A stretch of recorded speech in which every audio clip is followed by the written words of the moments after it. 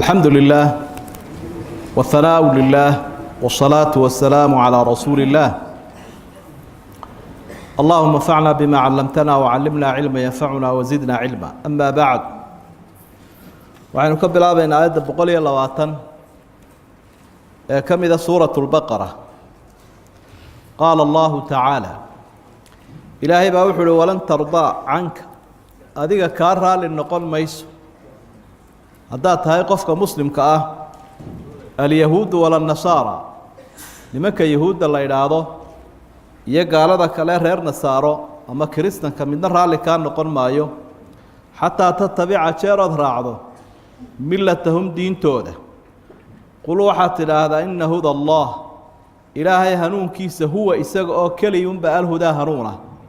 walain itabacta haddii aada raacdood raacda buu lahay ahwaa'ahu rabitaankooda bacda aladii kii dabadii jaa-aka kuu yimid oo min alcilm, cilmiga samaawiga ilaahay xaggiisa kaaga yimid kadib, maa laka kuuma sugnaanin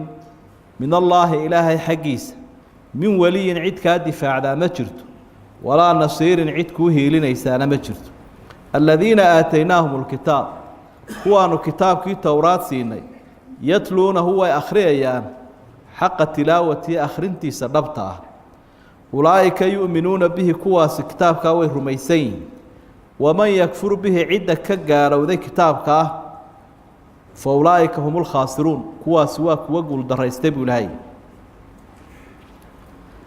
xaqaa'iq buu halkan ilaahay inoo soo bandhigayaa. labadaa qolo ee yuhuudda iyo nasaaradu qur-aanku magacooda sidaa uu ku tilmaamay ayaa ilaahay uu ka warramay khatarta ay u leeyihiin dadka muslimiinta ah iyo dhibaatada ay ku hayaan, taasoo ah inay doonayaan inay duufsadaan bay rabaan oo diintooda ay ku duwaanayta islaamka ka saaraan. diintoodu waxay tahayna xataa tatabica millatahum, milladaasi ama diintaasi waxay tahayna ilaahay baa fasirayoo waxa uhi walain itabacta ahwaahum, waa hawo, hawaduna waa rabitaan. marka aayadda qeybta dambe qeybta hore ay fasiraysa diin sax ay hayaan inaanay jirin, laakiin ay tahay rabitaan iyo waxay jecel yihiin. waayo diintiiba waa kuwan ka guuro inaga aynu soo arkayna aayadaha ilaahay ku soo caddeeyey. marka waa laba miduun in la raaco hanuunkaa ilaahay uu ihi ina hudallaahi huwa alhudaa oo islaamka ah, waana siduu ilaahay faray addoomaha uu naga doonayo, iyo inay dadku raacaan sida ilaahay uu ka digay oo ah hallowga ah iyo hanuun la-aanta yuhuudda iyo nasaaradu ay hayaan. waxaa kaloo dembi weyn iyo jariimada dadku iyagoo cilmigii samaawigaa haya oo aan la bedelin oo la nasakhin oo uu hor yaallay baran karaan, oo culimmadii iyo aqoon-yahankii diintu ay u hayaan inay barbar maraan bacda aladii jaa-aka min alcilm, cilmigii samaawigaha adigoo haya. cumar ibnu khadaab radia allaahu canh maalin maalmaha ka mida buu nebi maxamed u keenay kitaabkii towraad wax ka mid ah. wuu ku xanaaqay rasuulku sala allahu calayhi wasalam. sidee towraad wax loo moodaa? nebi muuse maanta hadduu joogo aan waddo kale u furnaateen inuu raaco nebi maxamed mooyaane, saasuu nebigu leeyahy calayhi salaatu wasalaam. waxa aada iyo aada u waajiba dadka islaamka ahi inay ilaahay dhegaystaan, oo cidda aayadahan lagula hadlaya waa innaga iyo had walba dadka muslimiinta ah jooga. ilaahay xaqaa'iq oo dhan haya addoommaha abuuraybaa quluubta iyo muuqaalka dadka intaba ka soo warramaya. saasuu uga digay labada qolee maanta adduunyada ku orinaya ee kolba dhan u boodaya ee cer iyo dhul u baxaya ila meeshan annagaa ka talinna laabta u garaacaya adduunka. ilaahay saasuu uga digay. nebi maxamedna calayhi salaatu wasalaam isaguna waa ka digayoo waxa uu lahaa latatabicunna sanana aladiina min qablikum, walle ku ummadihii idinka horreeyey inay idin raadkoodii guri doontaan. markaa waa ayo ma yahuudda iyo nasaarada ayaa lagu yihi rasuulka haagu haddaa waa ayo dadka hanka weyn ee hallowga inay dadka u soo jiidaan doonaya waa labadaa qodob. idan waxaa laga maarmaan aynu baraarujin lahayn arrin loo yaqaano alghasw alfikri duulimaadka caqliga ghaswu lcuquulna waa la idhaha howlaha ugu badan ay hadda fuliyaan waxaa ka mid a qarniyadii dambe ay aada iyo aad dadka muslimiinta ugu waxyeeleeyeen shayga loo yaqaano duulimaadka maskaxda dagaaladay berigii hore wadeen qaar gacantaabay haayeen sidii dagaaladii aadka u adkaayay iyagii muslimka dhex mari jireen macatab kudirirka kaniisaddu ay hogaaminaysa lagu leeday aada loogu dhintay markii dambe waa fikireen way shireen dabeedna waxaa la yidhi dadkan in dalkooda iyo jirhkooda la qabto oo loo xoog sheegtaa suuroobi mayso ruux jihaadiyo adag bay leeyihin waynu ku soo eegnay laakiin aan dhinac kale uga wareegin dhinacii kale looga wareegaya wuxuu noqday dadkan in wax laga bedelo garaadkooda iyo cuquushooda markaasaa waxaa loo fikiraa waxa la idhaha ghaswu lcuquul oo in qalbigiisa qofka la qabtaa ka muhiimsan in jirhkiisa la qabto taa runtii waxaynu odhan karnaa weerarkaasi ilaa 7 meelood buu ku jihaysnaa nimanka mubashiriinta la idhaahdo iyo munasiriinta iyo mustashriqiinta iyo mustacmiriinta afartaasaa isu kaashaday waa eray bixin kaaga baahan inaad qof muthaqaf oo muslima markaa tahay inaad wada barato in sheekhaa beri dhowr iyo 80kii bukhaarigu noo akhriyi jiro nin aada ugu cilmiga ugu fiicanna uu ahaa xadiidka markaa in ardaydii ka mida buu kitaab ka qaaday almustashriquun ayaa kitaabka markaa cinwaankiisu ahaa markaasuu ihi kuwii baryaystay oo waa maxay kuwaa baryaystay markaa ninkii ardayga ahaabaa la yaaba wuxuu ihi sheekh bukhaarigiina waad akhriyaysaa mustashriqiintana ma taqaaniya de waad ka dhacsan tahay waad ka dhacsan tahay buui mar haddaanad mustashriqiintiiba garanayn inaad ardayda wacyi geliso dee markii dambe uu sharxada uu la fahmay almuhim intuba waa dadka duulimaadka wada un qolana qoraalkay kusoo bilaabaysaa qola dhaqaalaha qola kaniisadda qola siyaasadda waxoo dhan way iskaashanayaan marka 7 meelood inta badan weeraraan caqiidada ka mid ah zaczacatu lcaqiida in dadkii muslimiinta caqiidada laga weeraro oo islaamkii laga shaki geliyo oo shubahaad lagu furo oo qofkii jacaylkii uu diinta u qabay iyo abateedkii iyo kalsoonidii baa laga dhaawacaya ama diinta nasaarada ha galo ama yuu gelayna islaamkii uun inuu fudaydsado oo uu dhinacaa uga baydho arrinta labaadna waxa weeya nidaamkii shareecada ee la dabiqayey ee la dhaqan gelinayey ee samaaxadda watee nolosha macaan dadka dhadhansiinayey in laga durkiyo taana hay-adaha u qaabilsanaynu ognahay oo dee qof la wada garanayo isla markaana meelaha wax laga xukumo oo dhan shareecada laga qaado oo qawaaniin dadku ay samaysteen lasoo dhigo oo tadbiiqa shareecada in la dhaqan geliyo inta u yarba ha ahaatee haddii ay timaado laga dagaalamo meesha saddexaad waa majaalka siyaasiga ah siyaasadda iyo diintu isma galaan saa daraaddeed hogaaminta ummadda waa in laga durkiyaa diinta faslu diini can idowla oo la idhaahdaa diintu masaajidka iyo wadaadka iyo meelaha ku egaata sida annagaba kaniisadda iyo rijaalal ugu eg tahay nimankaa boobabka ah markaa siyaasaddiina dee waxaa lagu hagayaa wixii la doono ee dadku ay qortaan ayaa lagu hagayaa oo suldada iyo awoodda u sarraysaa waa dadkaa codaynaya waxay idhaahdaan iyo kuwa wakiiladooda ah ilaahayna la dhegaysan maayo rasuulna la dhegaysan maayo qur-aanna la dhegaysan maayo iyadoo taana la socdaan nidaamkii awoodeed ee markaa siyaasadda ilaalin lahaa waa kii caskariga ahaa inuu isaguna noqdo midaan diini ka muuqanin si aanay ugu hiilinin muslimiinta arrinta saddexaad waxa weeye iqtisaadka dhaqaalihii inuu noqdo dhaqaale ka maran islaamkii oo ribadiisii iska wata oo cuquuddii faasidkaa iska wata oo dakhli iyo dhaqaale in la soo saaro mooyaane aan loo eegeyn xalaal iyo xaaraan maxaa xalaala iyo maxaa xaaraana waxa eega dhaqaalaha islaamiga ah oo intaasoo dee baabo xalaal iyo xaaraan ka warramaysaa jira laakiin nidaamkaa kale ee caalamiga loo bixiyey waa mid aan eegaynin xalaal iyo xaaraan taasina markaa waxay keenaysaa in laga durkiyo dadka muslimiinta ah wixii markaa wax u kala tilmaamayey ee wax u xalaalayn lahaa arrinta afraad waxa weeyaan ama aan idhaahna ee shanaad nidaamka usrada qoyska laftiisa inuu noqdo qoysay dee say doonayaan usoo dhigaan ونكية قبل إلى إسكو حقه أم نكية حاسكيسي لا يرادا إياه بدأ حنيها وسوا بحي قارئ كل جدول ده وحبي معمول إيسا ويكبر برسعنا إيسا والشقين إيسا سي تاسوقه هرقشنا للمدنا هيسكي رئيسه ملون بدل كرتا أم الله ده يدا سحر دوبان وشندة ده دي الأرديسة ده كبا كلولية كوفيات برقشنا iyaduna ay ninka barbar cararto marka qoyskii laba madaxweyne uu noqdo laba chairman bay meeshu leedahay in yar kadibna way isku dhacayaan furiinka qudhiisaaba fiican bay ku leeyihiin marka taasina waxa daba socda masaladii la oran jiray xoreynta gabadha ama ruuxa dumarka ay la xoreeyo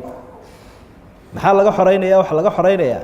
ilaahay baa laga xoreynaya rasuulka laga xoreynaya diinta laga xoreynaya ninkeeda laga xoreynaya bay ku leeyihiin wax diinaba hadii la soo qaado diinta iyo ninka adoonsanaya ninkuna waa adoonsanaya islaamkuna waa adoonsanaya shubahaad badan baa markaa la soo guraya ka ninka maxaa loo yiri kan saa loo yiri yarkii waxa lagu afuufaya taana waxa daba socda markaa ruuxii dumarka ahayd in la qaawiyo oo la yiraahdo xijaabkii waa dhaqan carbeed waad xorowda waad isqaawin kartaa wahalun bajar waxa markaa isaguna barbar yaala ama qodobka lixaad uu noqonaya meel aad u xasaasiya oo aljiil annaashi in gacanta lagu dhigo la jiheeyo qarniga soo kacaya ila adduunku waa ummada isbedelaya qarniga soo kacaya iyo daayirta marka majaalka ama dhinaca waxbarashada manahijta waxbarashada laga bilaabo rawdada ama xanaanada ila PhD da inta la diyaarinayo inta in rag qaabilsan oo dhaqaalihii hayo qoraalkii hayo la dul dhigo oo caalamul islaami loo dhiga manahijta manhajka wax lagu baranayo waa ka soo saara ardayga siyaasadda waxbarashada waxa weeye qofka la doonayo manhajka soo saara manhajkiiyo muallimka soo saara qofkii la doonayay marka taana wax iyagu ay isku hagaajiyeen oo la diyaariyeen uu noqdo doorka diintu ay ku leedahay in aad da'i looga dhigo ana wax aad u yar quraanka sida loo dhigayo xiisada goorta la dhigayo muallimka dhigaya mushaharku qaadanayo waxa soo dhan ardayga loo wada tusiyo wax la wada yasay oo hooseeya waxa dambe ah taasina markaa waxay soo saaraysaa ka furanaysaa rag hadhowta soo baxaya inay noqdaan rag ay leeyihiin wala wadamada muslimiinta ba iska joogaan oo u fikiraya sidii iyagu ay u fikirayeen hawlaha doonayeen fulin kara waxa intaas oo dhan tuulaha loo adeegsanayaa waxa loo yaqaan إعلامك إيه قرالك يوحي لباه وحن سيدي لو باهين لها إعلام كان قعنت الله قول أصل ماذا أنا لقى عليه إن أنا روح إسلامي سوقلين أخلاقيات كي وضد كي لقى داوعه يا أمور تر أو لقوا باهيه يا وماذا شيء قعنت كوهية مركا تضبط الرمود ليسوق جيو وحفافة يا وحن إلهي ودونه سبحانه وحن إلهي وكدي سبحانه وتعالى الدين الآن تيش شيء وحي دونه يعني إذا مركا حلقه وحنا نقنايا ضدك مسلمين تيجوا هرين والتأثير بكو يا شعال الإسلام ويقول الله بدك على من باب ضدك كيف يسكدياريين ده أرنك وحو قاري ضدك كيف يسكديارين كي ملاحظة هي يجيبوا ضبص على كي قويها كي يجيبوا ضبص على كي دقالها هي يجيبوا قانون كودي سوق قادنا يا دائرتي وكوا أصح الضوء بري ورا كنيسة أيال السعودية رجلي أو أفريقيا مالها هي أدوية نحمر أو حاجة كناعة يكون عنده بابا كبر من جيران ضد كي بابا يمكن شوف ما يجي نول يجيب بحنا يو كنيسة دي يوروب قلت جاية يوروبية مرايكان بابا قلت جاية حنفلا أنا اللي يرى ذكر كذا ده تهريب مركا أو ورئيس تاوح لقول هي بالكنيسة بو إمك جلعة ولله ما قابلينه كنيسة بإمك قابل شو ولي وسيه ده وما كان نستين بابا كي يسود يعني خرج كيلو بحنا يو ضد كي بابا مركا قلوب تودي قبصدان يجي إسنوليي أو إسحنبار نقضي أو نحت جيبة مركا وجهرين أرتم إنا ينفهمنا هذا مهمة وحن الهاي ونجوا الرمية عصر جان هالك ومرأي يسدوا الصعود الله سوبيا الله صلحي الله عالمي مركا حالك نوح النقطة يا أما مشكلة ده مركا روحها كان جهلجة هدي مثلا أتكشاهل تهاي عذرك كوهيا تودي سرهاين كريميس تذكر مسلمين دين تودينا وكشاهل نوذين dadka waxaan ku wadana waxay u maleeyeen qof naasix oo u danaynaya xalkuna markaa wuxuu noqonayaa in diinta islaamka la barto dadka waliba aqoonta leh aqooyahankiina ay aad iyo aad ugu dadaalaan arrinta aynu ka warramayna duulimaadka noocaasa inay bartaan oo maraajic baa laga qoray kutub baa laga qoray caalam islaam mufakiriintu ay qoreen iyaga laftigooda kutubtoodii ay qoreen ay ku bareerayeen afkaartooda ku cadeynayeen baa taala maktabadaha oo banaanka taala qarniga soo kacaya in loo hagaajiyo manhajka waxbarashada tawciyada wacyigelinta ummadda in la badiyo dadka mas'uuliyiinta ummadda u madaxda ahi ilaahay arrimahan uu weydiinaya aakhire inaanay ummadooda lugoynine oo aanay ilaahay ka hor imanine iyaguna ay ammaanada gutaan oo dadka aanay sidan u jahawareerinin dacwadda oo la faafiyo loo dadaalaana ay badato alamru bilmacruuf wannahyu can ilmunkar baabkaana la oogo waa waxyaabaha xalka u noqon kara ghaswul fikriga waxaa la yidhaahdo marka daayartiinu qof maadi baranaya qof diini baranayaba mowduuca thaqaafada loo yaqaano ee qofka garaadkiisu inuu sareeyo qof waaciya yahay oo kala og waxa la kala macaashayo iyo halka la isla marayo waa inaad noqota taasaynu baraarujin lahayn kutubta caqiidada iska baro xadiidka iska baro tafsiirkii fiqigii culumtii sharcigaha maadigii laakiin waa inaad ku xisaabtantaa waxaan ilaahay uu naga digaya intanoo arrimood casrigan halka uu marayo iyo meesha aad ka heli karto saasaad ku baraarugaysaayoo markaa aan lagu suldaari karayn oo lagu sabaaxadaynin qaala allahu tacaala ilaahay baa wuxuu markaa ka warramay cadaaladda qur-aanka weeyaane inay jiraan qaar ahlul kitaabka ka mid a oo iyagu rumeeyey kitaabkoodii keenana rumeeyey aladiina aataynaahum lkitaaba yatluunahu xaqa tilaawati kuwii aanu kitaabka siinay qur'aankan bay rumeeyeenoo akhrintiisii dhabta ahayd bay rumaynayaan ulaa'ika yu'minuuna bih kuwaas way rumaynayaan kitaabkoodiina way akhriyeen akhrintii dhabta ahayd way ka run sheegeen qur-aankeennana way rumeeyeen waxaa kaloo culimada qaarkood ay ku macneeyeen markuu ahlu kitaabkiisa ilaahay u soo eedeeyey wuxuu ammaanayaa asxaabtii rasuulka sala allahu calayhi wasalam hadday wadaadadoodii iimaan la-aanta iyo ammaano darradaasi ku dhacday yuhuud iyo nasaarada dadkii aanu siinay kitaabkan qur'aanka ah oo saxaabadii rasuulkaa sala allahu calayhi wasalam yatluunahu xaqa tilaawati akhrintiisa dhabtaa bay akhriyayaan marka halkaa waxaad ka fahamtay inay jirto akhrin dhab ah iyo akhrin aan dhab ahayn akhrinta dhabtahay waxa weeye lafdan wa macnan inuu qofku lafdigiisiina waxyiga qaato oo akhriyo kuna dhaqmo tilaawadii iyo tadbiiqii israaciyo ku dhaqankii haddii laakiin ku dhaqankii halkaa uu iska dhigo waa tilaawo keliya cidda ka gaalowday qur'aankana way khasaareen yaa bani israa'iila reer banu israa'iilow buu ilaahay yidhi udkuruu waxaa xustaan nicmatii alatii ancamtu calaykum nicmadaan idin siiyey xusa oo ku baraaruga wa annii waxaa kaloo xustaan anugu fadaltukum inaan idinka dheeraad siiyey cala alcaalamiin caalamiintii wakhtigaa hore wattaquu yowman maalin ka cabsada laa tajzii nafsun nafi aanay abaalin karaynin can nafsin shay-an naf kale laa tajzi bimacnaa laa tadfacu nafsu can nafsin shay-an nafina naf kale waxba kama difaacayso walaa yuqbalu minha cadlu madax furashana laga aqbali maayo naftaa walaa tanfacuhaa shafaaca ergana waxba uma tarayso walaa hum yunsaruuna dadkaa loona hiilin maayo cid u hiilinaysaa ma jirto cid ilaahay haysto waa yeedhmadii reer banu israa'iila qisadu ay ku bilaabantay ayaa meelahan gebagabadaana ilaahay uu ku soo celiyey kuwii wakhtigaa nebi maxamed joogay calayhi salaatu wasalaam ilaahay wuu u yeedhay oo wuxuu ihi nicmadaan idin siiyey xusuusta waa nicmadii diinta iyo nabadgelyadii ilaahay uu nabadgeliyey waalidkoodii uu nabadgeliyey kuwanna sidoo kale u barwaaqeeyey u badhaadhay oo halkaa dejiyey waxaan idinka fadilay baa ilaahay u ihi caalamka caalamiintao dhan waxay culimmadu leeyihiin aabbayaashood caalamkaa ay joogeen ayaa laga fadilay laakiin caalamkan wakhtigan qur-aanku uu soo degayay dadka joogay waxa u dheeraad badan dadka ilaahay rumeeyey muslimiinta ah nebi maxamed horkacaya calayhi salaatu wasalaam qur-aankana saasuu ilaahay ku caddeeyey kuntum khayra ummatin ukhrijat linnaas waxaad tihiin dadka oo dhan kuwii ugu khayr badnaayo caalamka loo soo saaray saxayay nebiguna calayhi salaatu wasalaam waa kii inoo caddeeyey khayru lquruuni qarnii uma aladiina yaluunahum uma aladiina yaluunahum qarnigana qarniyadoo dhan u fiican marka ummaddan iimaan la-aanta ayaa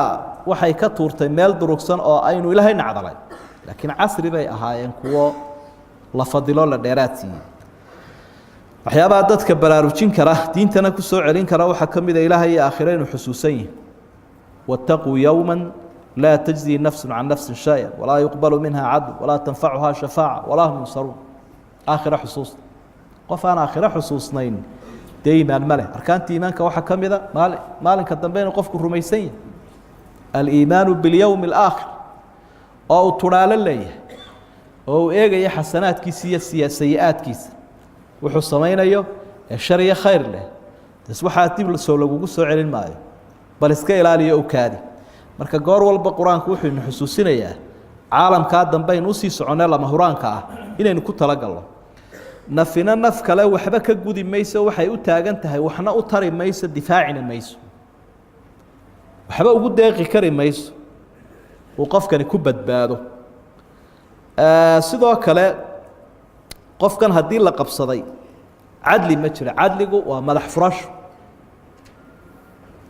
intuu qofku xoolihiisa isku furto ama wax kale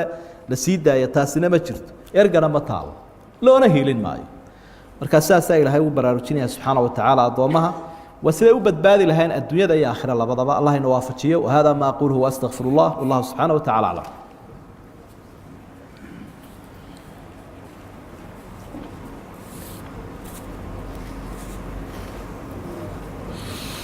الحمد لله والثناء لله والصلاة والسلام على رسول الله وعلى آله وأصحابه ومن والاه أما بعد وسورة البقرة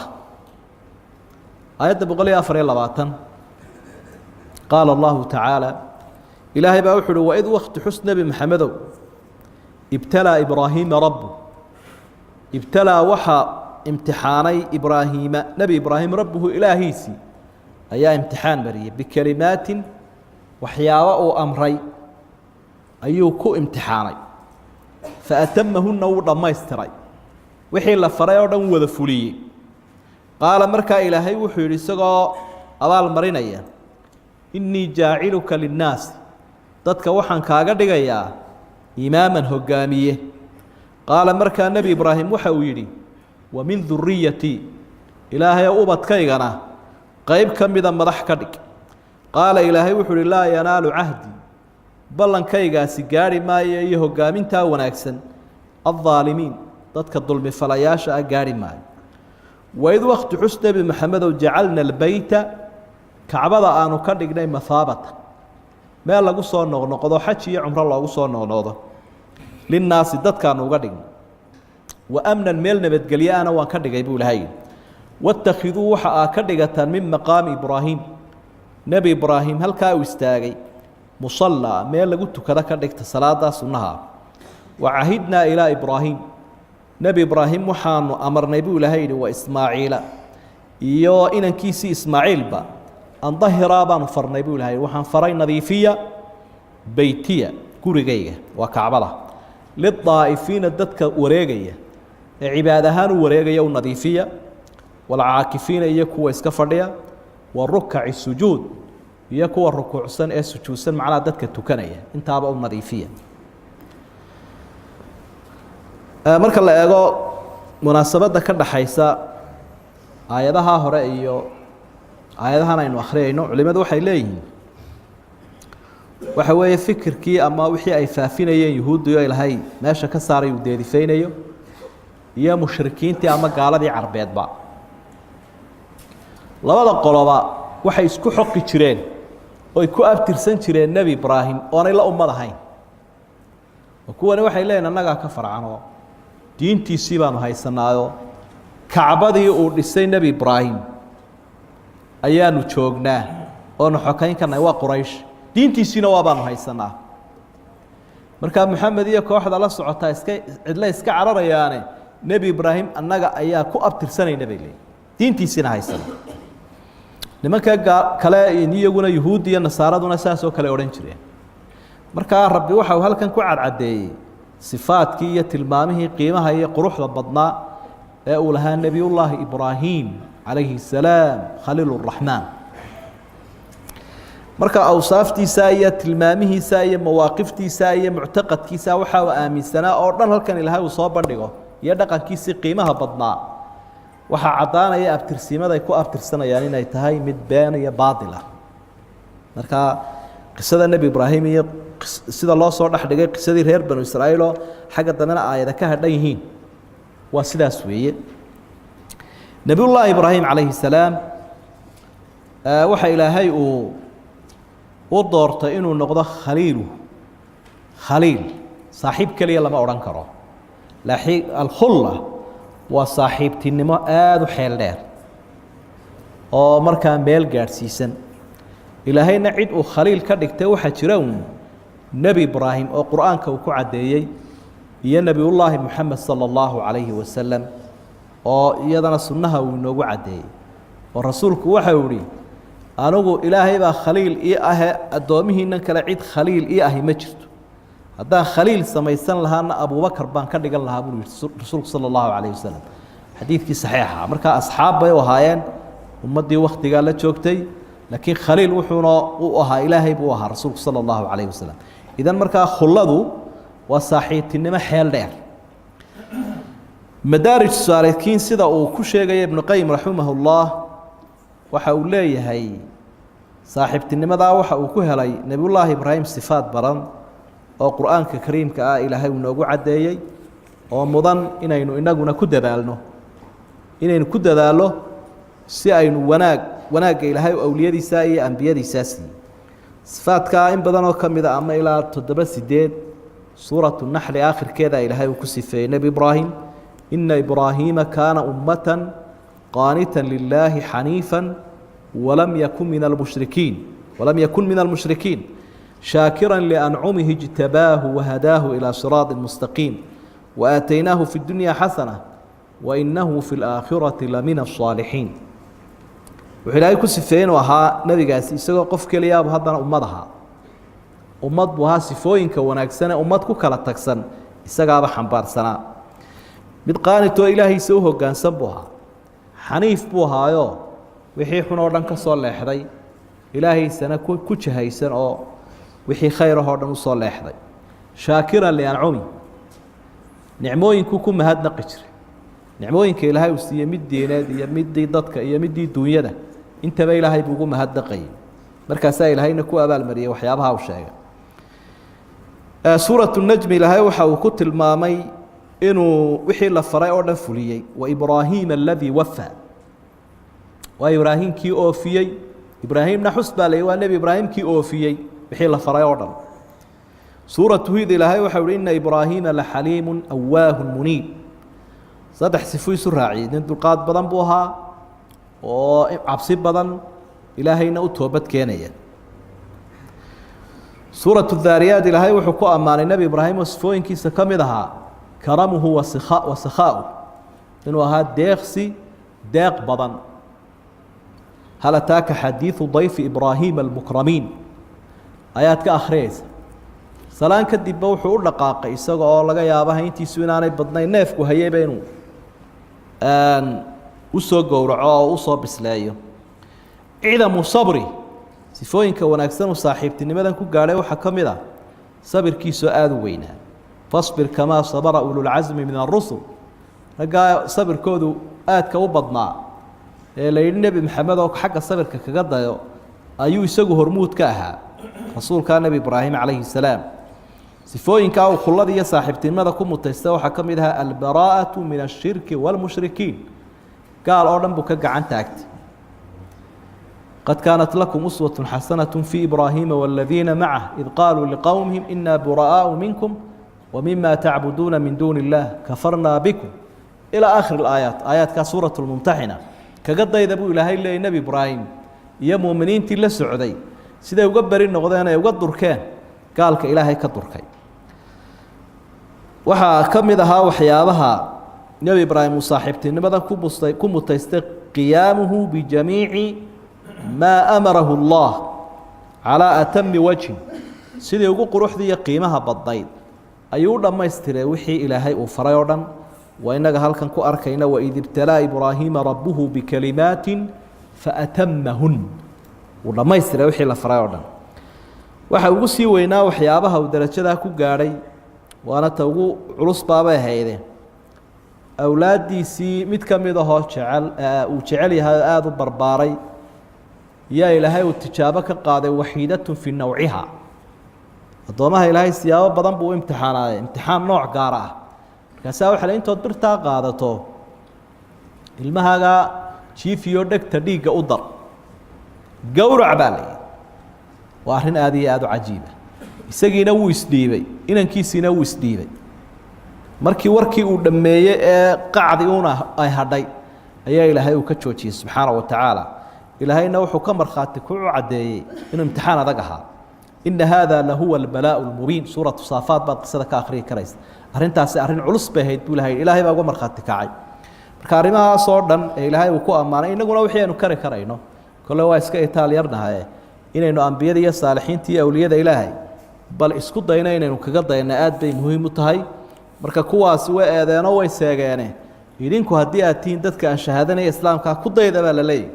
rasuulkaa nebi ibraahim nebi moxamedna calayhi salaatu wasalaam saasuu ilaahay faray fabihudaahum iqtadi hanuunka ambiyadaasoo kale ku dayo nebi ibraahim baa ilaahay kelimaad buu ku imtixaanay kelimaadkaasi waa awaamir waxyaaba la faro kuwa aynu sheegaynaa ka mid ah isagoo nin weyn oo 80 jir baa waxaa la yidhi ilaahay wuxuu soo rogay sharci ah in la isgudo xadiidka bukhaari siduu tilmaamaya gudniinka waa idin garan soo maaha buuriyada in la jaro ikhtatana ibraahimu bilqaduum nebigu wuxuu leeyahy calayhi salaatu wasalaam siduu amarka ilaahay ugu degdegayey gudintii geedka lagu garaacayo gow ku siiyey odayguba wuu sigtay nebigaa ilaahay dirqu ku baxsada sakiin iyo minditoona ma raadinine amarkii ilaahay isagoo u degdegayu dhag ku siiyey taasina markaa waxay ka mid tahay in waxyaabaha uu dhammaystiray khisaal alfidra waxyaabaha wanaagsana diinteennu ay noo jidaysaybu guddiinkaasina ka mid yihi arrimahaasoo dhan markuu ka soo baxay ilaahay wuxuu u doortay in uu noqdo hogaamiyihii ummaddan inii jaaciluka linnaasi imaama ilaahay wuxuu ictiraafsan yahi ogol yahay ummadda inuu hogaamiye u noqdo ka ilaahay ogola ka edebsanaya kii kale ilaahay ma ictiraafsana ummado shisheeya ictiraafsan soomaad baqli jirin wax ictiraaf la idhaahdo oo dadku ay daba cararaan ka ilaahay uu ogoliyuu ictiraafsan yahay waxa weeye marka uu addoonkaasi ilaahay isu dhiibuu ka amar qaato ilaahayna wuxuu u ogol yahay ummadda inuu hogaamiye u noqdo laakiin hadduu isagu hallowsan yahay ilaahayna barbar maro lama ictiraafsanaa madaxna ummadda ma noqon karo sidaa daraaddeed dadka muslimiinta qiyaadadooda shuruuday leeyihiin shuruudahaasaa dib u akhriyi doontaa aayadaha laga faa'idaystay marka aayaddani ka mid tahay nebiga nebi naxariis badan buu ahaayoo dadku u naxariisanayay u dadaalayayna waxaa ka mid ah ubadka isaga ka soo jeeda ee ka farcan markuu arkay inuu ilaahay xil weyn iyo wanaag u ballan qaaday kolkiiba wuxuu soo dhigay ubadkiisana in lagu daro wa min duriyati ilaahay oo madax ka dhig buuri ubadkaygana mintu waa tabciidiyo dee kolle uu wada ogyahay inaanay wada hagaagayne ilaahay kii uu qalmana ilaahay uu ka dhig wey ubadkaygana ka dhig madaxtinimada ah qaala laa yanaalu cahdi aalimiin saynu hore usoo sheegnay ilaahay wuxuu ihi hogaaminta ummadda islaamka ma qabanayo mid daalima ama aan hagaagsanayn marka waxaad ogaataa ummadda ubadkaaga oo dhan ha la wada doonina intii miyir qabta ee caadiliinahunbaa hoggaan noqon kara laakiin daalimiintu ma noqon doonaan iyo dulmi falayaashu ummadda hoggaamin uma noqonayaan daalimka u weynina waxa weeye ka ilaahay dulmiyey oo ilaahay see loo dulmiya dee ilaahay hal xaq buu leeyahay xaqa keligu leeyahay waa cibaadatuhu waxda keligii in la caabudo marka qofku hadduu diiday inuu ilaahay caabudo waa akbar daalim dadka kalena hadhu jiidi maayo saasaa ilaahay ogeysiiyey waxyaabuu ummadda ku hogaaminaya waxaa ka mid ah inuu u diyaariyey nebi ibraahim isagoo amarka ilaahay qaadanaya kacbada dhismaheeda taana xagga dambe insha allah ku arki oo xagga macno ahaan dee dhismihii kacbada aayaadkaa ka warramaya horeeya aayaadkanna waxay tilmaameen faa'iidada beytku uu leeyahay iyo qiimihiisa beytkii waxaan ka dhigay baa ilaahay uhi kacbadaa mathaabatan linnaas meel dadka uu ku soo noqnoqdo xajki iyo cumrada loogu soo noqnoqdaa ducadii nebi ibraahim baana ilaahay u aqbalay fajcal af'idata min annaasi tahwi ilayh ilaahu dadka quluubtooda waxaad ka dhigtaa mid u soo cishqiyaysa oo jecel kacbada iyo dadkeeda markaa qofku wuu ka caajisaa meelaha kale hadduu hal mar maro ama ku dalxiisee beytullaahi alxaraamka qofku hadduu tago kama caajiso waxaa kaloo ilaahay uu ka dhigay meel degan saa daraaddeed baa ونبي محمد عليه الصلاة والسلام ومد فريي دجناشا إن لا يلاليو قفك الدجناشا كله من يانين ودالم يهيبوا عديني مركو حرية رسول صلى الله عليه وسلم سندي سديدات بيت الله الحرام كأي مكان حرمدي وقتي أنت هنا دجال كفو قادين كهر حرمدي أي لهاي ما أنت وصل نقط ساعد عن حرين يوم بلهاي حلالي عيد كلا كذا قال كرتانا ما جرتو عيد كلا وهالكن كذا قال كرتا ما جرتو عيد كو حلاشان كرتا النبي محمد بكذا قال ما جرتو هالك سوق جوتشي النبي عليه الصلاة والسلام عبد الله بن عمر يسقى من الشوقة وقتي حجاج بن يوسف ومركا بعثد حجك وقامين يا عبد الملك بن مروان وقت جيس أياني خوارجتي كمذا أيا ورا لا يكتو عكتو كتاجة ليجي بس قبص عبد الله بن عمر حجاج بن يوسف وماشى علك وذا يسقنا لها بل اتوستس عملك حجك لو أصحابي علمي قبضناي أيا وحول ور عبد الله يسكور أنا وصاب وقضي ده محان يسكور ما يقول بلاد ولا أنا ظهر سيره نبي محمد ضدك هل كان حرم كان يلسوا قلين بوري هوب يدباتو ninka hubkan iyo dhibaatan iyo bodyguardkan iyo balaadan iswadata ninka keenay waa adiga khawaarijtaasina adiga ku soo eeganayaan marka mushkilad aad adigu keentay maxaad iga waraysan buu wala dadkii kacbada dumiyay marka asaas xaaladeedu waa macruuf واتخذوا من مقام ابراهيم مصلى عمر بن الخطاب الله كرر لنقضه وها ملهم الهي وحياه بدن ku ilhaamiyay waxyaabo waxa jira la ilaa muwaafaqaat عمر إلهي كوافق لما أردنا يا إلهي با عمر كوافق لكن وحويان عمر با إلهي كوافق وحو نبي قوش يقول ملاها كان نبي إبراهيم استاجا وحفي عن إننا كنت كنه آياتنا بس ودكتي سيدي بأمر كاصلات دي سنة هيدا الضواف كدب بيسي أيها لو قلت كنا يا مقام إبراهيم أكتيس الله رك عضاد السنة هاي كدب بيسي واتخذوا أمر كاسواجرا قراءة كلا السبعية دي وحي تلمامسا واتخذوا من مقام إبراهيم مصلى أنا نبي أصحابتي وحي كردكتين ماشي النبي إبراهيم مركو كعبة لسه يي ويستاغي ميلا يكتو كذا لبدا هو صحوي إنه إلهي أمري يينو كو أمانة أصحابتي هاو شافوليين مقامكو مركو نبي إبراهيم لسه يي وهالكو استاغي عقها وصاري هذا وحي نارقنا ميلا يرى قرارة يوبا inuu raadkii dhex yaalo basaasay munfasil uga ahayd oo gidaarka kacbada ay uga durugsanayd Saciid baa ka durkisay waxay u badan yihiin culimada taariikhdu inuu Umar ibn Khattab markuu hagaajinayay tawaafka inuu ka durkiyay saasay u badan yihiin waxyaabuhu ilaahay faray uu ku imtixaanay nabiga waxa kamid ahaa uu fuliyay wa'ahidna ila Ibrahim wa Ismaaciil an tahira baytiya lit-taa'ifin wal-'aakifin war-ruk'i sujud waxyaabuu ilaahay faray bay ka mid ahayd nadiifi baa leeyahay nabi ibraahim iyo inankaaga ismaaciil labadiin labada rasuul ba ilaahay wuxuu faray beydkan dhismihiisana waa la faray saynu arki doono nadiifintiisana waa la faray marka nadiifintu waa mid maxsuusa iyo mid macnawiya labadaba nadiifin la arkayo oo maxsuusa oo aan la ogolayn wixii quruna iyo wixii wasakha iyo wixii dadka ku cibaadeysanaya dhibaya lama ogola waa mid la taabanayo taas mid macnawi ah oo si weynina way jirtaayo wixii hadiya jeer gaaladu ay keenaan iyo shirkiyaadkooda iyo diin la'aantana in laga nadiifiyo sidoo nabi maxamed ba calayhi salaatu wasalaam ugu dadaalay arintaas oo waqtigii uu xoreeyay rasuulku wixii uu horeeyay gacanta saaru burburiyay baabiyay waxaan 360 sano oo 360 ka maalmood lagu kala hagaajiyay oo kacbada tuulnaa ayuu ka xaaray nabigu calayhi salaatu wasalaam sidaas aanay tahay oo mar walba guriga ilaahay baa ku awleysan oo ku haboon in la nadiifiyo wadahir baytiya idaafada waa tashriif gurigani kol haduu yahay guriga ilaahay adoo waxaad jeceshay gurigaaga inaad nadiifiso ama guriga boqorka la nadiifiyo ama guriga heblaayo uu nadiif ahaado maxaad u maraysaa bayt allah bayt wuxuu istaahilaa in la nadiifiyo la udgooneeyo la hagaajiyo masaajidada kalena waa la mid oo iyadana waynu ku amranahay عائشة وحي رضي الله عنها أمرنا أن نبني المساجد في الدور وأن ننظف ونطيب وحنا لا فري معنا النبي قم فري عليه الصلاة والسلام إن نديغا مدي حافظها مساجد هذا كرسله وأن نظيفنه وأن أدقورينه عبادوين كينو قوانينه ay taasina ka mid tahay si qofku isagoo raaxaysanaya cibaadadii qalbigiisa ugu soo jeedsado وإذ وقت حسن نبي محمد قال إبراهيم باوحوا رب اجعل هذا إلهي وهلكم واحد كدك بلدا آمنا مكا إلهي والضل نبت قليلا كدك وارزق أهله من الثمرات تتكد جنة أرساقت سي من آمن منهم بالله كإيجا كم إذا إلهي الرمية أرساقت سي واليوم الآخر يا مالك قيامها الرمية قال كي ومود دعين بأرساقت ومود ضلبين قال إلهي وحلو ومن كفرك قال وبينه فأمتعه إسجنا ونرحين دونا قليلا نيا ودينتنا الدنيا ده ثم أضره حنودي بقلين دونا كقصب إلى عذاب النار نار عذاب كده وبئس المصير ما الله نقضى الله بتنا هالقصة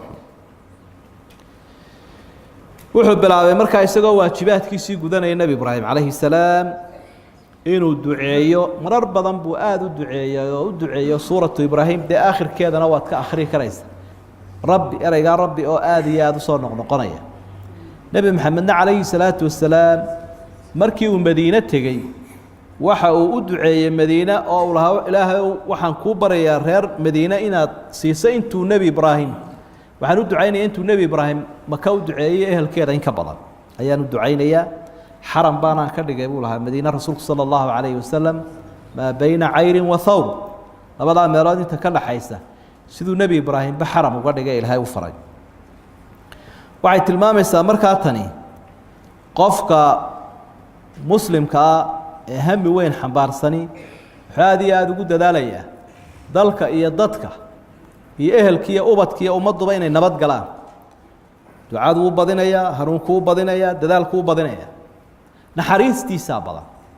qofka had iyo jeer iimaan laawaha sharka badanina wax ka galayba ma jirada منافقين تقول هاي كور ما وحده قد همتهم أنفسهم نفتودون بيوها وكلي جهان له نفتود يوهم بيانا يوردان لكن هم ومداد محن بارسنا دعادي صدر كيسا يدلال كيس إلهي وضلكن إلهي ومد آمنا كردقون نبتقليه بدل نبتقليه دونا قيمة هذا إلا هذا إن كستون نبتقليه دو مركا لراعي الدين تإسلام كعدالة دي شرطة أي سوغانتو الدين تلا وإذا ارتدى تلك سابق قبل أنت نباتدو يه nabadgelyada oo qiimaha badan waa in adoomuhu ilaahay u soo noqdaan arsaaqad ilaahay oo simira fara badan ehelka halkan degan maka ku arsaaq buu ilaahayna uu aqbalay yujba ilayhi thamarat kulli shay milaha caalamka oo dhan baa la keenayaa iyada waxba aanay ka bixin taana ilaahay uu aqbalay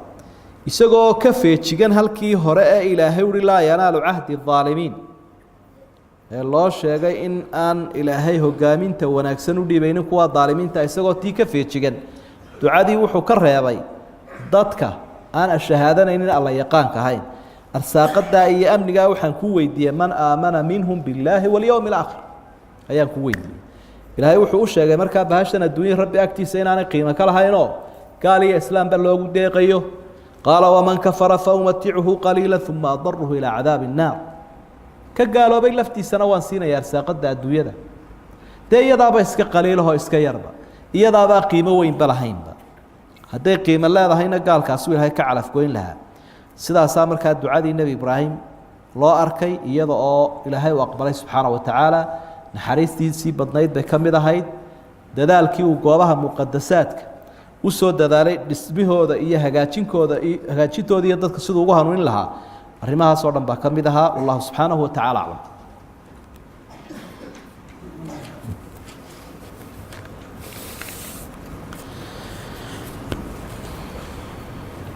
الحمد لله والثناء لله والصلاة والسلام على رسول الله وآله وصحبه وسلم وبعد وآيات بقولي تطبيع لباطن كم إذا سورة البقرة قصة نبي إبراهيم بين كل حجرني هي أساس كي اسمه كعبة هي تاريخ ذي ونكسنة ذي الهيد هي دلال كي نبي قال الله تعالى إلهي بأوحد وإذ وقت النبي محمد وضدك أشياء حص وتاريخ ذا قيمة إلا ضدك وورا يرفع إبراهيم نبي إبراهيم حكر يلي القواعد من البيت ساسك كعبد كرو قاذي ولسي وإسماعيل ونبي إسماعيلنا يسقنا ولسيا ولا لسيا ربنا ذي لي قائلين ربنا labadoodu waxay leeyihin rabbigayow taqabal mina ilaahu naga aqbal cibaadadan aanu wadno innaka anta asamiicu alcaliim adugu waxaa tahay kii wax walba maqlaya ee wax walba ogsoon rabbanaa ilaahayagiyo wajcalnaa muslimiin waxaad naga yeeshaa laba kuu hoggaansan laka adiga wa min duriyatinaa ubadkayagana waxaad ka dhigtaa ummatan muslimatan laka ummad adiga isu kaa dhiibtay oo kuu hoggaansan wa arinaa manaasikana wa arinaa waxaadna tusisaa manaasikana goobaha aanu ku cibaadaysanayno watub calaynaa ilaahay ou naga towbad aqbal innaka adugu anta adugu attawaab kii addoommaha aad towbadda uga aqbala ayaa tahay alraxiim ee addoommaha u naxariisanaya rabbanaa ilaahayagiyo wabcad fiihim waxaad ka soo dhex saartaa ubadka yaga rasuula minhum rasuul iyaga un ka mid ah yatluu calayhim aayaatik aayadahaaga ku dul akhriyo oo bara sida loo akhriyo si ay ugu khushuucaan ay uga faa'idaystaan wa yucallimuhum lkitaab wuxuu barayaa kitaabka axkaamtiisa iyo macnihiisa iyo walxikmata faa'iidooyinka faraha badan ee kitaabka ku jira ama sunnihiisa wayusakiihim waanu tarbiyeynayaa uu rabaynayaa innaka adigu anta alcasiizu alxakiim waxaa tahay mid awood badan xikmad badanna ducadaasaa markaa uu isdabageliyey nebiyullaahi ibraahim calayhi salaam iyadoo uu ku berber taagan yahay inankiisii ismaaciil waxaynu wax yar ka odhan lahayn dhismaha kacbada iyo taariikhdeedii marka hore fadligeeda qur-aanka ilaahay wuxuu ku tilmaamay kacbadaasoo de ah halkaynu u tukanayno ee salaadu la-aanteeda aanay ansaxaynin ilaa loo tukado xaggeeda loo jeedsado caalamka meel waloo la joogana looga soo jahaysanayo cafwan fadaa'ilkeeda waxaa ka mida inuu ilaahay ka dhigay gurigii ugu horeeyey ee alla daraaddii looga dhisa caalamka ina awala beytin wudica linnaasi laladii bibakkata mubaarak mar hadduu qur-aanku caddeeyey gurigii ugu horreeyey inuu yahay waa afdaliyadda iyo asbaqiyadda iyo qiimahay leedahay wey waxaa dhisay malaa'igtii ilaahay iyo ambiyadii ilaahay oo si aynu xusi doonno ciddii ugu horreysee dhistay waa malaa'igtaba aqwaasha qaarkood leedahay laakiin waxaa la hubaa halkan aynu ku haynaa ambiyadii ilaahay nebi ibraahim iyo nebi ismaaciil inay asaaseen innagaaba haynaa taariikhdana waxaa ku sugan oo ku cad nebiyullaahi moxamedna sala allahu calayhi wasalam dhismaheedii inuu ka qayb ahaa kacbada sharafteeda iyo qiimaheeda waxaa ka mid ah ay culimmadu leeyihin waxay ku beegan tahay beytulmacbuur guriga malaa'igtoo dhamme ay marayaane samada ku yaalla oo iyagana kacbadii uga dhigan ayaa uu ku toosan yahay sharafta diinteennu ay u yeeshay waxaa daliilo ahoo sii caddaynaya inuu nebi moxamed diiday sala allahu calayh wasalam xadiidkii saxiixa ahaa markuu qofku xaajo gudanayo inaanu xagga qiblada u sii jeedsanin dabadana u jeedinin hadduu dabcan ikhtiyaar leeyahay oo dee meel bannaan uu ku tukanayo waxaa cadoo sugan ambiyada ilaahay inay ku soo xaji jireen kuna sii xaji doonaan ilaahu nebi moxamed tilmaamay calayhi salaatu wasalaam ciise bnu maryama laftiisu inuu ku soo xajiyi doono oo uu ku soo cumraysan doono waxyaabaha badan oo wixii wanaagsan oo dhan ah waa loola jeedsadaa sida maalan qofku markuu qur-aanka akhriyayo ducaysanayo weysaysanayo wixii khayrla uu wadoo dhan fadaa'ilkeeday ka mid tahay inuu ilaahay ilaaliyey subxaana wa tacaala oo meelaha la gumaysta aanay ku jirin waxaa jira cibaadooyin u baahan ansixidoodu in kacbada un lala qaabilo waxaa ka mid ah salaadihii aynu tukanayna inaynu kacbada ula jeesanno xaaladii dee aynu ka soo warranno ee kalifku jiray mooyaane waxaa ka mid a qofka haddii la aaso in jinaasadii loo jeediyo kacbada xoolaha marka la gowracayo markuu qofku dawaafayo markuu sacyiga la imanayo xaaladahaasoo dhan inuu kacbada qaabilo waxay tahay waxyaabaha islaamku uu suga ee waajibka ah intooda badani waa waajib kacbada markaynu usoo noqonno magacyadeeda magacyo dhowray leedahay waxaa ka mid a alkacba sidaa ilaahay qur-aanka uu ku caddeeyey hadyan baaliq alkacba xoolaha waa in la gaadhsiiyaa kacbada waa hadyi gaadhaya kacbada halkaasa xaramka lagu soo gowracaya albeyt اlmubaarak laladii bibakata mubaaraka ina awala beyti wadica linnaasi laladii bibakata mubaaraka marka beyt baa la yidhaahdaa ama albeyt اlmubaarak بيت الله نوالينا وإننا أركينا وعهدنا إلى إبراهيم وإسماعيل أن طهر بيتي بيتك إلهي وي البيت العتيق نوالينا ثم ليقضوا تفثهم وليوفوا نذورهم وليطوفوا بالبيت العتيق وبيتك عدوغا لقبت بادية أما قديم كبا هذا اسمه القبلة نوالينا هذا فلنولينك قبلة ترضاها البيت المحرم ربنا إني أسكنت من ذريتي بواد غير ذي زرع عند بيتك المحرم قاعد يسكم التهاي وحا إنو سو قد بلهين اسمها كعبة انت اللي أكسوني هاي إلى لبية طبعا شير أيال حسا كعبة اسمه هذا لبية طبعا كعشان كم إذا ولا اسكوها فقسين هاي وحسن لا اسكو خلاف سين هاي تضبط كم إذا shanta la isku waafaqsan yahay mid waa taynu halkan ku hayno suuratul baqara ilaahay halkan uu inoogu cadeeyeen dhismaheeda ay wadaageen ay bilaabayeen ay seeskaba ka bilaabayeen nabi ibraahim iyo inankiisa ismaaciil nabi ibraahimna wastaadku ahaa ismaaciilna kii saaciidaya kuuriga ahaa ayuu ahaa mid labaad la isla waafaqsan yahay waxa weeye quraysh dib bay u dhistay kacbada nabi maxamed calayhi salaatu wasalaam intii aan la soo dirin 5 sano ka hor قبل البعثة ب5 سنوات 5 سنة كهر waxay se ka soo gaabsadeen ismihii nabi ibraahim marka inta yar imika gaabana deyrka ah ayay ka soo jareen oo yiraahdeen ma wada dhisi karayno wax xalaashan inoo gaaray nimankaas xaaraanta way iska cunayeen laakiin waxay ku leeyihiin beedka ku dhisi mayno dadka qaar kood baa imika inaga waxay yiraahdaan waxayga ma ka xaji karaayo sadaqa ma ka bixin karaayo hadda waan cunaya marka waa falsafadii raqalloocan المهم نبي محمد بالله عليه الصلاة والسلام خلاف dhexdooda ka dhacay sa taariikhda ku arki doonto ayaa isagu xalliyayo isaga xal u noqdayo waa kii go'a intuu ilaahay hareeraha qabta isagu saaro dhismaha marka qayb uu ka ah rasuulku sallallahu alayhi wasallam waqtiga labaad la isla waafaqsay buu ahaa waqtiga saddexaad la isla waafaqsay waa dhismihii uu sameeyay Abdullah ibn Zubayr radiyallahu anhu waqtiga xarameynka ka madaxda ahaa ayuu isaguna intuu dumiyay ayuu u dhisay siduu nabi maxamed doonay nabi maxamed baa wuxuu yiri hadii aanan ka baqaynin quraysh inay didaan ama diin la'aan ku dhacaan ama gaalnimo u baxaan markuu Aisha la hadlayay dhismihii nabi ibraahim baan ku celin lahaa deyrka yarna waan ku dari lahaa laba albaabna waan u samayn lahaa intii buu isaguna sameeyay xajaaj bin yuusuf baa ka daba yimidoo isaguna markaasoo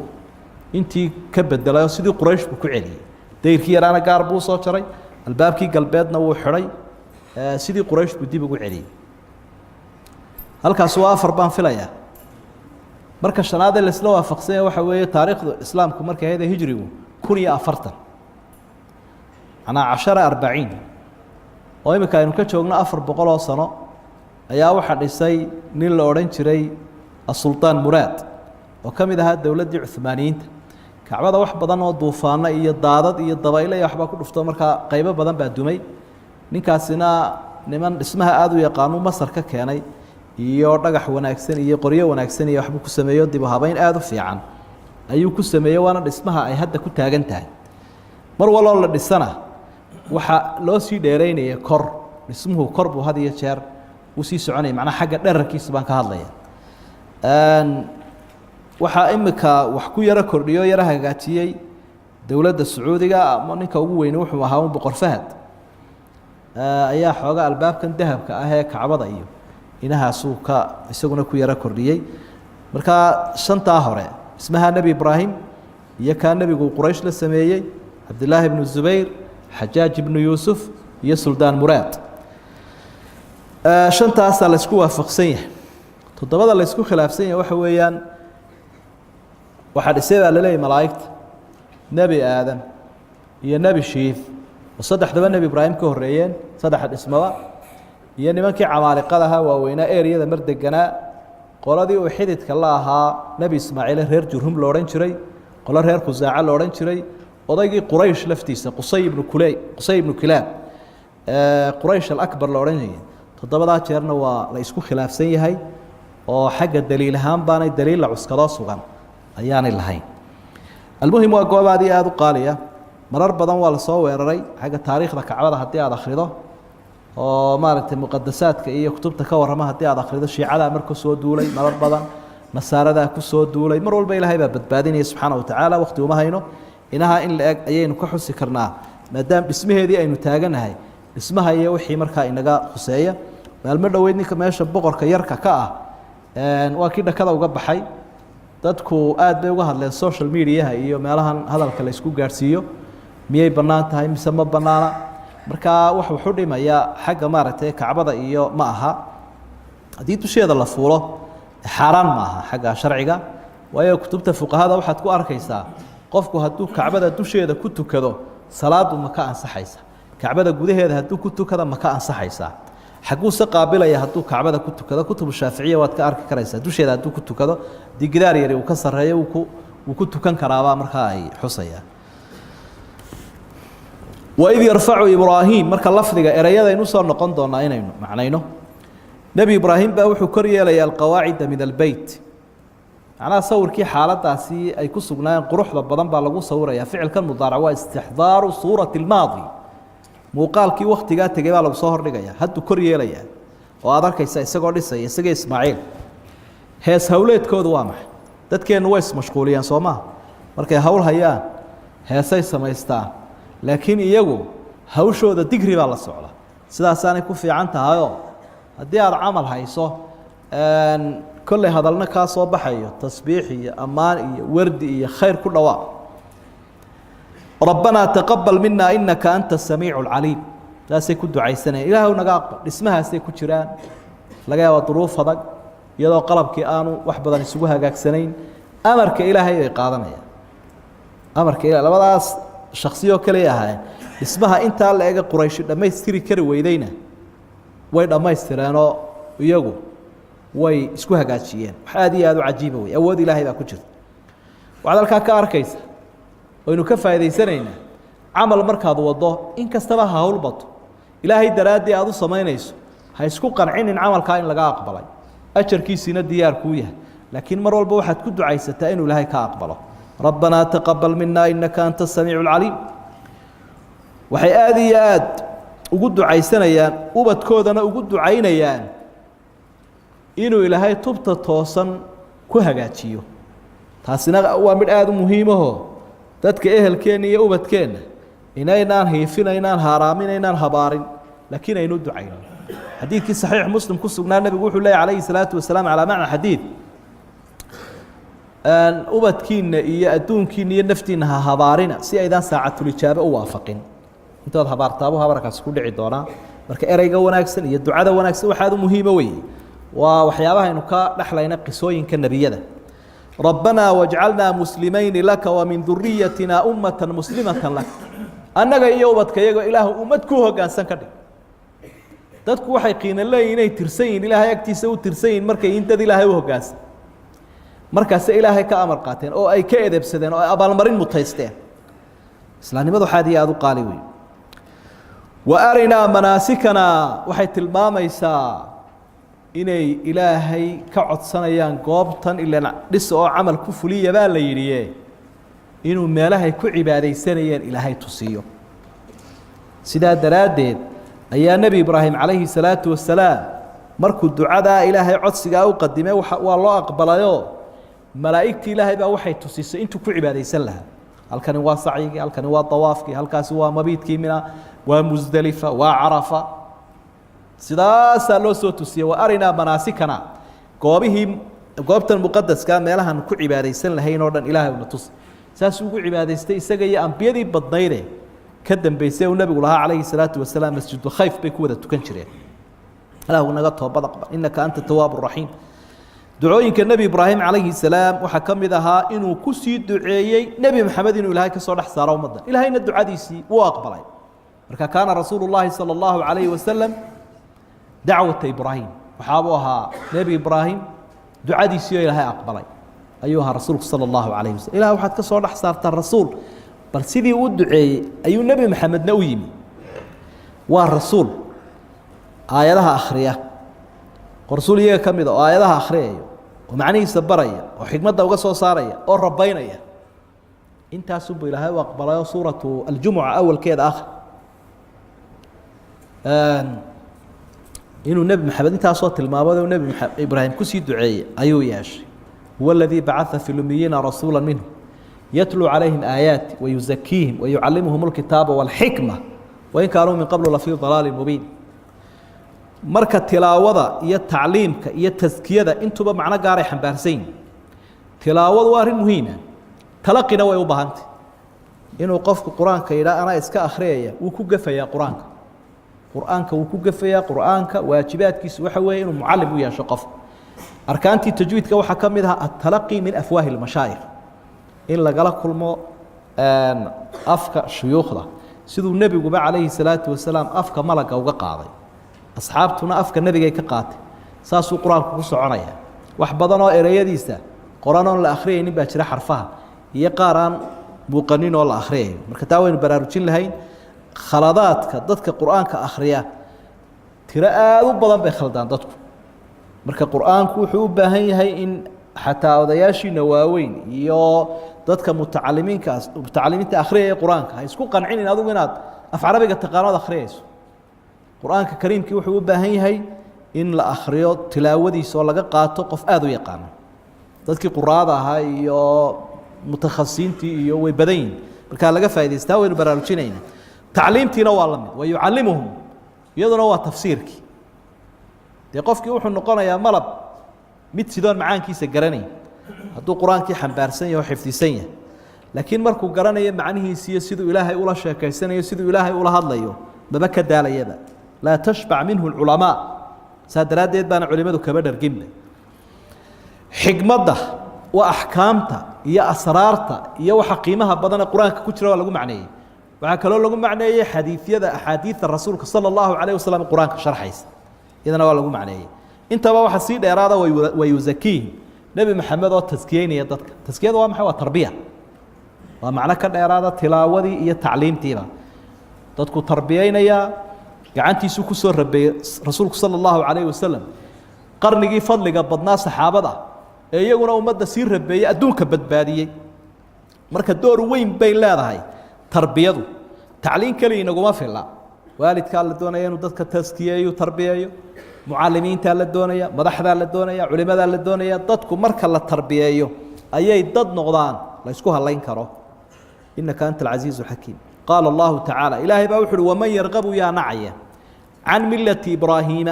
نبي إبراهيم دينتي سيا نعية إلا من قف مويانه سفيها نفسه نفتي سي فضوضي ولقد اصطفيناه نبي إبراهيم ونضرنا في الدنيا ده وإنه في الآخرة لمن الصالحين آخرنا وحو كميدي هاي ددك وناكسن إذ وقت حسن بمحمد وقال له ربه إلهي سيبا نبي إبراهيم كوري أسلم اسليم وإلهي كتشهي سنو وإلهي قابل بالي قال وحو أسلمت لرب العالمين وحاني سدي بونا كبيرين إلهي أمر كيس إلهي رب العالمين كا إلهي ساني سدي بيبو ديني واتي نبي إبراهيم وإسلام كا تيبان النبي محمد عليه الصلاة والسلام إلهي وكسو دري تاساني رسوش أولمي دادك أبو يريين ودين تا إسلام لماذا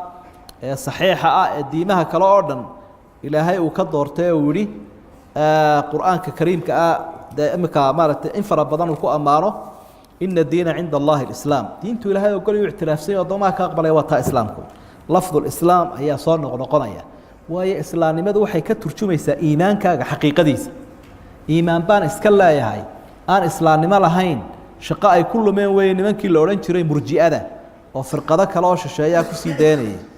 أنا ده عاصب عن إسكاء هذا لكن هذا ده إيمان كيجو يشرع يجوا أرنا أن الإيمان لا يزيد ولا ينقص إيمانكم من السيادة من الناقصة ومعصية كستهتات سنة يسمى الناقصة تاسنا أهل السنة والجماعة بده يكون خلافين ويودين تنو دليل للسوق هذا يوم إيمانك أقول وشرا وحكم مرخاتي إسلام ماذا وكائل هاي كوع علينا النبي ومن يرغب عن ملة إبراهيم إلا من سفيها نفسه وقع عصى الله بحنا يقول الكافر هو السفيه قف دين النبي إبراهيم دينا هو السفيه سفيه نوا وحويان قف عقل كابة كراد لاوة إن درجة دي أقويها مدة لقوم الشيء يا عالم طارة قرآن كاو بحيوه السفيه وي كل دو دين النبي إبراهيم حق عيدي أنا دورتي بولاهي آخرنا وادتك وناكسن بكتشرة ويا أمر كي إلهي بقات إلهي بالله الله يري أسلم aslim ilaahay u hoggaansan wuxuu ku faray oo dhan fuli wuxuu kuu diido o dhan iskaga tag islaamnimada waa caynkaa weeye waa ficlu lma'muuraat wa tarku lmanhiyaat diintuba labadaasay ka koobanta wax lagu faray oo faral iyo sunno ah iyo wax lagu diiday oo xaaraan iyo karaaha ah amarkiisaasuu ku qaatay deg deg eeg aslamtu lirabbi alcaalamiin addoonnimadu saasay sheegaysa markaynu salaada galla maxaynu leenahay qul ina salaatii wa nusukii wa maxyaaya wa mamaatii lilaahi rabbi alcaalamiin waad isdhiibaysa lilaahi rabbi alcaalamiin noloshayda iyo geeridayda iyo gowracayga iyo salaadayda ilaahay baan isu dhiibay ayaad leedahay markaad ilaahay is hortaagto ma liibaanayo kabtiina ma yaalla waana cidhib laawe qofka ilaahay ka warwareega subxaana wa tacaala ambiyadii ilaahayna inay ilaahay isu dhiibeen ee u hoggaansameen ay islaamnimada tusaale iyo hormuud ku ahaayeen ayaa qur'aanku inoo caddaynaya halkaa ilaahay uu noogu sheegay subxaana wa tacaala wallahu subxaana wa tacala aclam